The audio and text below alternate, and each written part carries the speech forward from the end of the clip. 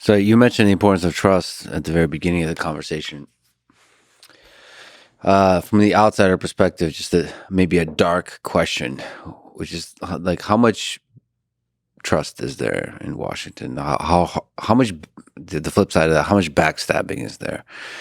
Can you form like long term relationships with people on a basic human level, where you know you're not going to be betrayed, screwed over, manipulated for, again, going back to the old money and power? The answer is yes, and the answer is no. So I made some incredible friends, lifelong friends, through my time in Washington. But the way I think about it from politics, and I think in geopolitics as well, is I would say that politicians really don't have friends. Politicians have interests.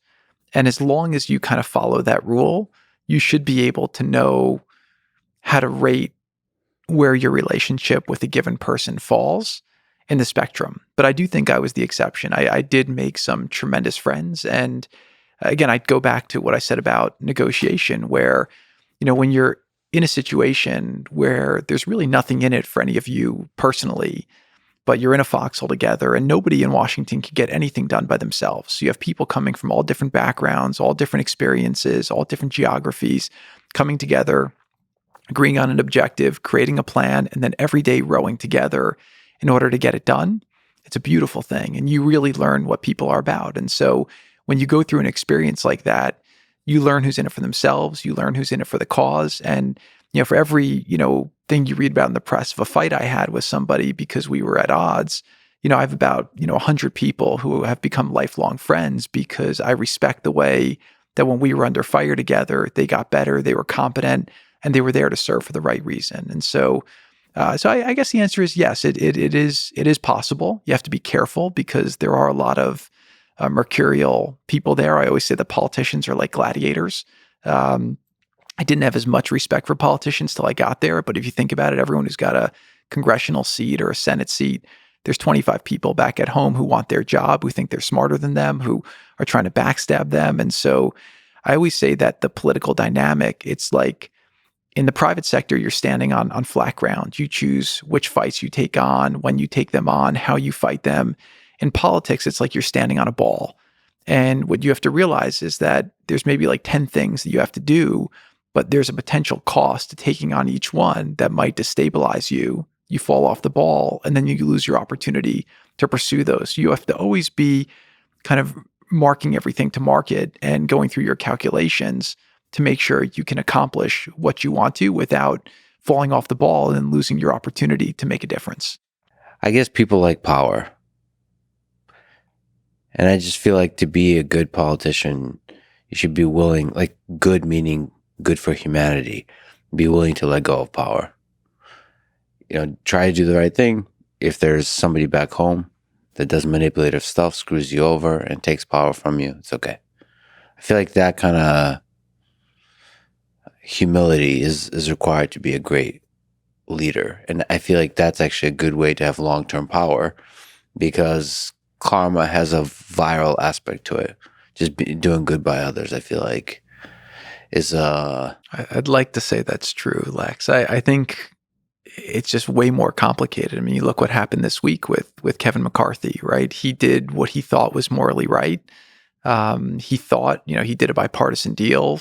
He was told that, they would have his back. And then the moment things got tough, they cut him loose. So again, I don't know if if that was the right thing or the wrong thing, right? I've also seen leaders on the other end say, I'm going to do things that are short-term, more selfish, but the way they justify it to themselves is to say, I believe that myself staying in power is existential to the greater good. So I will do things that maybe are not in the greater good now because I believe that my maintaining power is. And so it's complicated. In an idealized world, I'd love to believe that's the case, but it's just way more complicated than that. Yeah. I wish it wasn't, but it is. Yeah. Maybe I do just wish people in politics zoomed out a bit and just ask themselves, what are we all doing this for? Like sometimes you can get like a little bit lost in the game of it. If you zoom out, you realize like integrity is way more important than like little gains in money or little gains in power in the long term. Just when you look at yourself in the mirror at the end of the day. And also how history remembers you. I just feel like people do some dark stuff when they're like in that moment when they're losing power and they try to hold on a little too hard. Mm-hmm. This is when they can do really dark things, like bring out the worst in themselves. And it's just sad to see. And I wish there was a kind of machinery of government would inspire people to be their best selves in their last days versus their worst selves. Right.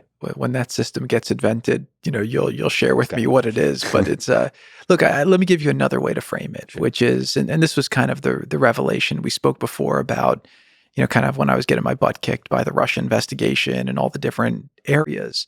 But kind of the basic framework I looked at was I said, okay, this all feels tough, but I said the game's the game. The game's been here, way longer, but way before I came, and it'll be here way long after I leave. And so I have two choices. I can complain that the game's tough, it's not fair, it's not moral, or I can go and I can try to play the game as hard as possible. And I think that there's two different things, right? You have people who are willing to kind of sit in the stands and they're willing to yell at the players or make their points known, or you have people who are willing to suit up and get in the arena and go play. And I have a lot of respect for the people who suit up and go play. And again, some of them, I wish they would play for different means, but the fact that they're willing to put their name on the ballot, make the sacrifice, and go put on the pads and get hit and hit others, I think that you need those people. And I wish more people who had maybe the moral wiring that you discussed would be putting on a helmet and going to play, because it's hard. It's hard.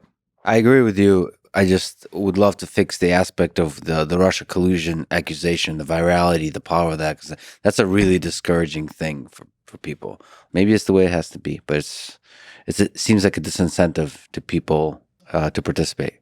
It is. But I'll give you, again, an optimistic side of it is that, what you're seeing now with social media is I do think with what's happening at X, there is now more of a reversion towards more egalitarian, right? And egalitarianism of information. And so for many years, the media publications were the gateholders. They were the gatekeepers.